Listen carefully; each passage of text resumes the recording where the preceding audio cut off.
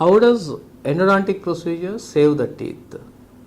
Normally, already we spoken, endodontic treatment is nothing but removal of the pulp and inserting material inside the root and closing the root, so that we should cut off the nerve as well as the blood supply to that is called as a root canal.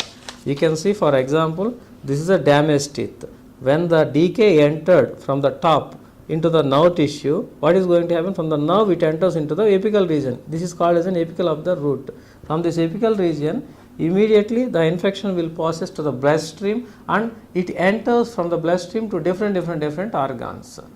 Before that, we should cut off the infection through medicines, and at the same time we have to remove the infected pulp. Removing the infected pulp is just a very minimal procedure where we can do with the help of a hand pieces, we can place a hole. From the hole we are removing the infected pulp and enlarging the root canal. Why we are enlarging the root canal? Because any infected remnants which are present in the root will cause pain in future. So we should remove the total infected area. To remove the infected area, we are increasing the root canal, increasing the diameter of the root canal with the brochures or files or whatever it be when we are using. And second thing is irrigation with the chemicals so that it totally disinfect. Third one is using laser so that it bombards and it burns the total infected tissues.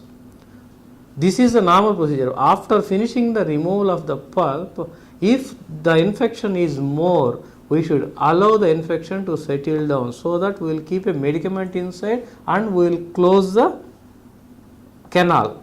Later, after 3 or 4 days, once the infection subsides, then we will reopen the canal and we will check whether the total infection is subsided or not. When the patient is free from all the pains, then with the help of a GP points or silver cones, some other materials what we are using in the dentistry, we will fill the root canal with the thorough materials and we will seal the total teeth.